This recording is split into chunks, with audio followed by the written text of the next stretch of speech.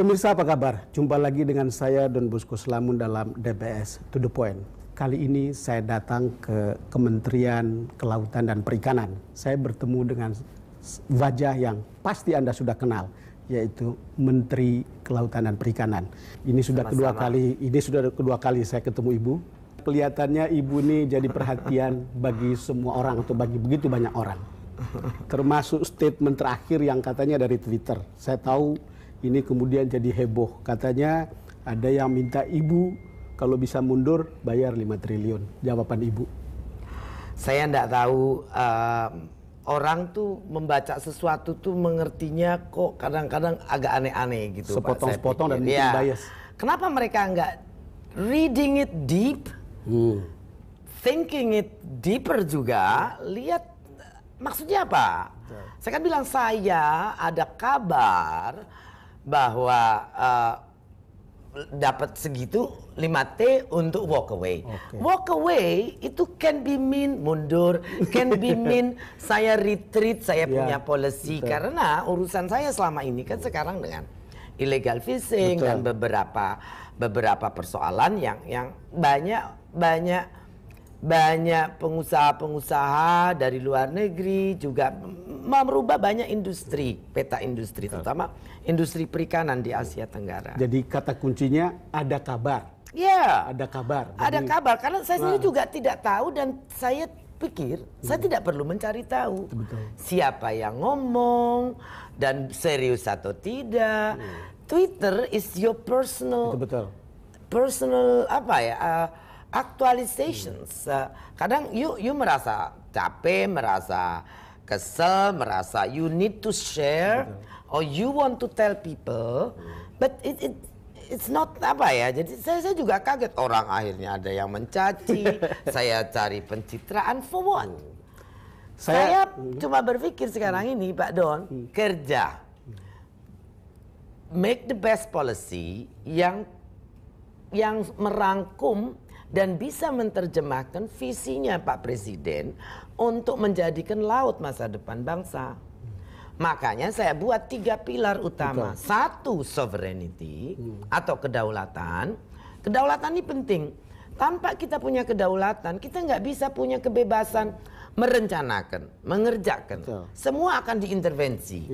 Makanya saya tegakkan kedaulatan ini dengan enforcement di bidang hukum yang di laut ini.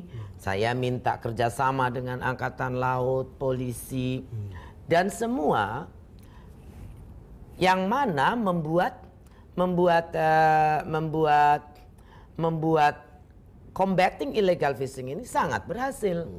Dan saya pikir combating illegal fishing yang paling berhasil saat sekarang dari pengamatan dan juga cerita banyak pihak itu paling berhasil. Dari berbagai survei, Ibu Susi, tidak ada satupun yang meragukan. Jadi pertama ada buah bibir, tetapi juga ada kinerja yang sudah tampak dari berbagai survei.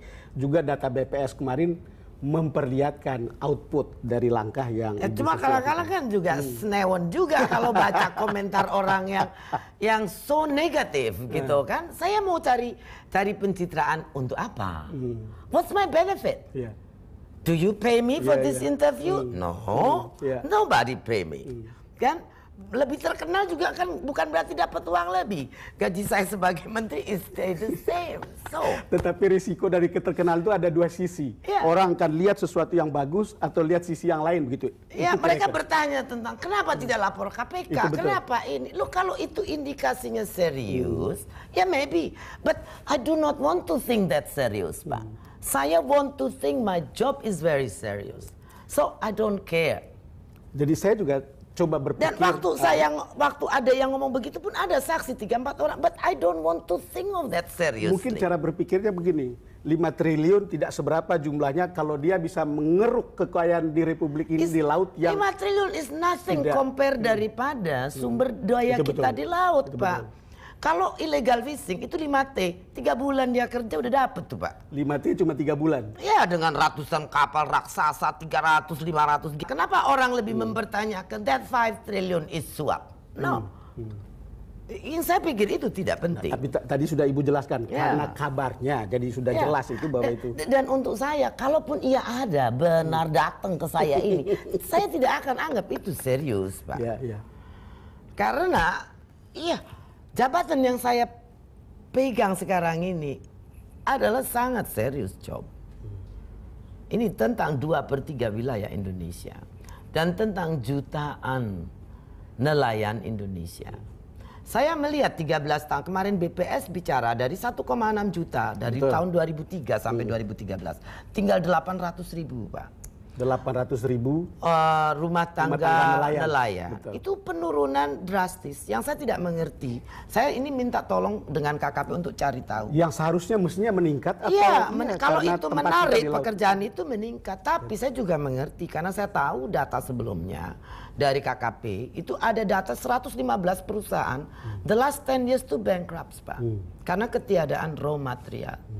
Jadi illegal fishing itu udah menghancurkan ekonomi perikanan Indonesia yang sangat besar. Saya suka cerita kalau meeting bahwa tukang pintur di Jawa sudah tidak ada. Udah punah profesi pintur. Pintur tuh tangkap kepiting, Mbak. Ya pakai bambu, terus ada kasih umpan, namanya mintur. Nah, itu sudah nggak ada tukang pintur karena kepitingnya udah tidak ada. Ibu Susi, kita break sebentar. Pemirsa, kami akan segera kembali.